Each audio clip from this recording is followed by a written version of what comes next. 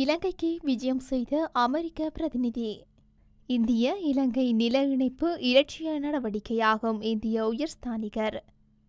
தமிழரசுக் கட்சியின் நிர்வாக தெரிவிற்கு எதிராக தொடரப்பட்ட வழக்கு மே 19 எட்டப்படுமா தீர்வு. அரசாங்கத்திடம் மகிந்த விடுத்துள்ள கோரிக்கை. தமிழின அழிப்பையும் தமிழர் வரலாற்றையும் மூடி மறைக்க முயலும் அரசாங்கம். இலங்கை தொழில்வாண்மையாளர்களை சந்தித்த மஹிந்த சமரசிங்க. யாழில் வெடிமருந்துகளுடன் ஒருவர் கைது.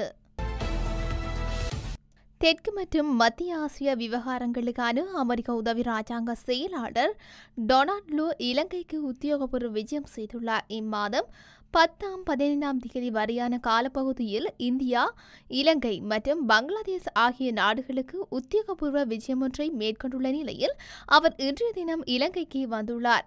இந்த விஜயம் இந்த நாடுகளுடனான அமெரிக்காவின் தொடர்புகளை மேலும் வலுப்படுத்துவதையும் சுதந்திரமானது சுயேட்சமானதுமான இந்திய பசிபிக் பிராந்தியத்தை கட்டியெழுப்புவதற்கு அமெரிக்கா வழங்கி வரும் ஆதரவை வெளிப்படுத்துவதையுமே பிரதான நோக்கமாக கொண்டிருக்கின்றது என்றும் குறிப்பிடப்பட்டுள்ளது. அமெரிக்க ராஜாங்க திணைக்களம் கடந்த வாரம் தனது கூட்டங்களில் இலங்கையின் பொருளாதார மீழ்ச்சிக்கான அமெரிக்காவின் ஆதரவையும் சுதந்திரமான மற்றும் ஜனநாயக சமூகத்தின் அடிப்படை கல்லாக வலுவான சிவில் சமூகத்தின் முக்கியத்துவத்தையும் மீண்டும் உறுதிப்படுத்துவதாக கூறியமை குறிப்பிடத்தக்கது. இலங்கை இந்திய நில இணைப்பு வழித்தடம் மிகவும் லட்சியமானது மற்றும் சாத்தியக்கூறுகளின் அடிப்படையில் மிகவும் தாக்கத்தை ஏற்படுத்தும் முயற்சி என்று இலங்கைக்கான இந்திய உயர்ஸ்தானிகர் சந்தோஷ் ஜா தெரிவித்துள்ளார். கொழும்பு ஆங்கில ஊடகம் ஒன்றுக்கு வழங்கிய செவ்வியிலேயே அவர் இதனை குறிப்பிட்டுள்ளார்.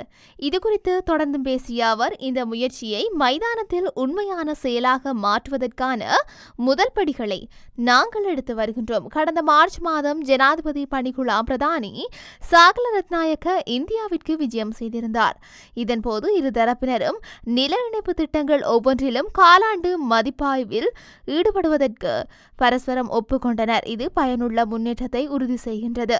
இரு நாடுகளுக்கும் இடையில் பாலம் கட்டப்பட்டால் இரு நாடுகளின் உறவை வலுப்படுத்தும் வளர்ச்சி மற்றும் செழுமையின் புதிய சகாப்தமாக மாறும். கொழும்பிற்கு அப்பால் வடக்கு மற்றும் கிழக்கு உட்பட இலங்கையின் ஏனைய பகுதிகளுக்கு விரிவடையும் வகையில் சுற்றுலாத்துறைக்கு பாரிய நன்மைகள் இருக்கும். இது ரயில்கள், சாலைகள், விடுதிகள், பொழுதுபோக்கு பூங்காக்கள் மற்றும் பிற துறைகள் போன்ற உட்கட்டமைப்புகளில் முதலீடுகளை ஊக்குவிக்கும்.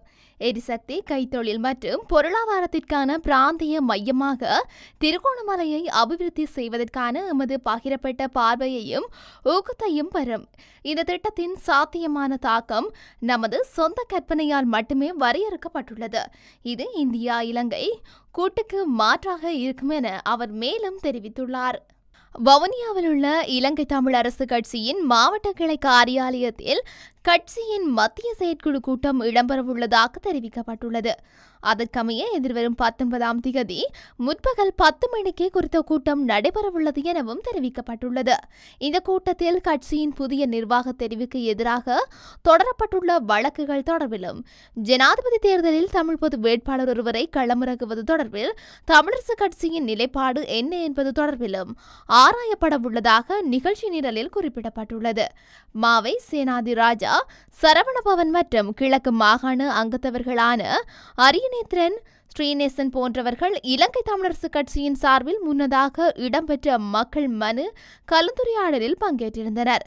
இவர்கள் கொள்கை அளவில் பொது வேட்பாளர் விடயத்தினை ஆதரித்திருந்ததோடு கட்சி ரீதியாக தீர்மானம் எடுப்பதற்கு 14 நாட்கள் கால அவகாசம் கோரியிருந்தனர். அதேவேளை தமிழரசு கட்சியின் நாடாளுமன்ற உறுப்பினர்களில் ஸ்ரீதரன் தவிர ஏனைய நாடாளுமன்ற உறுப்பினர்களான சுமந்திரன், சாணக்கியன், சார்ல்ஸ் நிர்மலநாதன் ஆகியோர் பொது வேட்பாளர் விடயத்திற்கு எதிரான நிலைப்பாட்டை வெளிப்படுத்தியுள்ளதோடு நாடாளுமன்ற உறுப்பினர் கலையரசன் கட்சி எந்த முடிவினை எடுக்கின்றதோ அதற்கு கட்டுப்படுவதாக தெரிவித்துள்ளமை குறிப்பிடத்தக்கது. அரசு சொத்துக்களை தனியார் மயமாக்கும் அரசாங்கத்தின் தீர்மானத்தை பிற்போடுமாறு முன்னாள் ஜனாதிபதியும் ஸ்ரீலங்கா பொதுஜன பெரமுனவின் தலைவருமான மஹிந்த ராஜபக்ச கோரிக்கை விடுத்துள்ளார். அரசாங்கத்தின் மீதான பரவலான அதிருப்தியை தணிக்கும் நடவடிக்கையாக அரசுக்கு சொந்தமான சொத்துக்கள் அல்லது நிறுவனங்களை விற்பதற்கான அனைத்து நடவடிக்கைகளையும் ஒத்திவைக்க தாம் முன்மொழிவதாக ராஜபக்ச கூறியுள்ளார். நாட்டில் தேர்தல் ஒன்றின் பின்னர் தெரிவு செய்யப்படும் புதிய அரசாங்கம் அரசுக்கு சொந்தமான சொத்துக்கள் மற்றும் நிறுவனங்களை தேர்தலில் அவர்கள் பெறும் ஆணையின்படி கையாள முடியும். எனினும் சில தேசிய சொத்துக்கள் மற்றும் அரசுக்கு சொந்தமான நிறுவனங்களை விற்கும் அரசாங்கத்தின் திட்டங்கள் தொழிற்சங்கங்கள், அரசியல் கட்சிகள் மற்றும் பொதுமக்கள் மத்தியில் அதிருப்தியை ஏற்படுத்தியுள்ளன. எனவே அரசுக்கு சொந்தமான நிறுவனங்களின் எந்தவொரு மறுசீரமைப்பும் அதிகபட்ச வெளிப்படைத்தன்மையுடன் தேசிய பாதுகாப்புக்கு இசைவான முறையில் கலந்தாலோசித்து நடைபெற வேண்டும். இந்த நிலையில் சில அரசியல் கட்சிகள் பிடிவாதமான அணுகுமுறையை தனியார் மயமாக்கும் திட்டத்தில் கொண்டிருப்பதாக ராஜபக்ச குற்றம் சுமத்தியுள்ளார். மேலும் 9 ஆண்டுகளுக்கு மேலாக தாம் நாட்டை ஆட்சி செய்தபோது பொருளாதாரம் வளர்ச்சியடைந்தது என்றும் தனியார் மயம் குறித்த விவாதம் கூட நடைபெறவில்லை என்றும் மஹிந்த ராஜபக்ச சுட்டிக்காட்டியுள்ளார். தமிழருக்கு எதிரான இன அழிப்பையும் மறைக்கப்பட்ட தமிழரின் வரலாற்றையும் அடுத்த தலைமுறைக்கு கடத்தும் வகையிலாக ஒவ்வொரு வருடமும் முள்ளிவாய்க்கால் நினைவேந்தல் வாரத்தில் முள்ளிவாய்க்கால் கஞ்சி வழங்கப்பட்டு வருகின்றது. இவ்வாறான நிலையில் இவ்வருடம் முள்ளிவாய்க்கால் கஞ்சி வழங்கியவர்களை இலங்கை போலீசார் கைது செய்துள்ளனர். அத்துடன் முள்ளிவாய்க்கால் கஞ்சி வழங்குவதை தடுத்து நிறுத்தும் நோக்குடன் நீதிமன்ற தடை உத்தரவையும் பெற்றுள்ளனர். எனவே நோய் பரவும் ஆபத்து என தெரிவித்து முள்ளிவாய்க்கால் கஞ்சி விநியோகத்தினை தடுத்து இலங்கை போலீசார் இதே காரணத்திற்காக வெசாக் தன்சல்களை தடை செய்யுமாறு நீதிமன்றத்திடம் வேண்டுகோள் விடுப்பார்களா என இலங்கை மனித உரிமை ஆணைக்குழுவின் முன்னாள் ஆணையாளர் அம்பிகா சத்குணநாதன் கேள்வி எழுப்பியுள்ளார். பொதுமக்களின் உயிரிழப்பிற்கு அரசாங்கம் காரணமில்லை என காண்பித்து வரலாற்றை அழிப்பதும் மறைப்பதுமே நினைவேந்தல்களை தடுப்பதன் நோக்கம் எனவும் அவர் தெரிவித்துள்ளார். மக்கள் ஒன்று கூடுவதன் மூலம் உணவை பரிமாறிக்கொள்வதன் மூலமும் நோய் பரவும் என்பதாலேயே இந்த உத்தரவை பிறப்பித்துள்ளதாக நீதிமன்றம் உத்தரவில் தெரிவிக்கப்பட்டுள்ளதாக சுட்டிக்காட்டியுள்ள அவர் ஏன் மேதின கூட்டங்களை தடை செய்யுமாறு போலீசார் நீதிமன்றங்களை கேட்டுக்கொள்ளவில்லை எனவும் கேள்வி எழுப்பியுள்ளார். அத்துடன் வெசாக் தன்சல்களையும் தேர்தல் பிரச்சார பேரணிகளையும் தடை செய்யுமாறு போலீசார் நீதிமன்றங்களிடம் வேண்டுகோள் விடுப்பார்களா எனவும் கேள்வி எழுப்பியுள்ளார். எதிர்க்கட்சிகள் இதற்கு எதிராக குரல் கொடுப்பார்களா எனவும் அவர் கேள்வி எழுப்பினார்.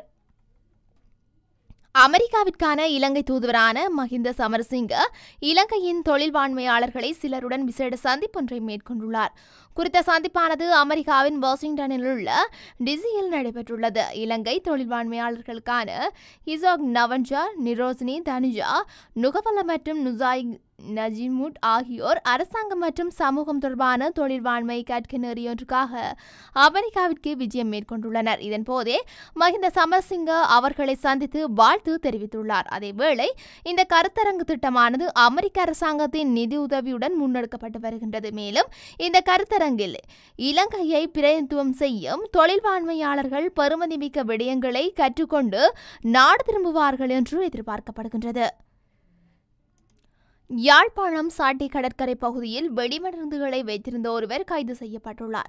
குறித்த பகுதியில் வெடிபொருட்கள் காணப்படுவதாக போலீசாருக்கு கிடைத்த ரகசிய தகவல் ஒன்றின்படியே இந்த கைது நடவடிக்கை இடம்பெற்றுள்ளது. இதன்போது கைது செய்யப்பட்ட நபரிடமிருந்து 3 கிலோ 145 கிராம் வெடிமருந்துகள் மீட்கப்பட்டுள்ளது. இந்த நிலையில் சம்பவம் தொடர்பான மேலதிக விசாரணைகளை போலீசார் மேற்கொண்டு வருகின்றனர்.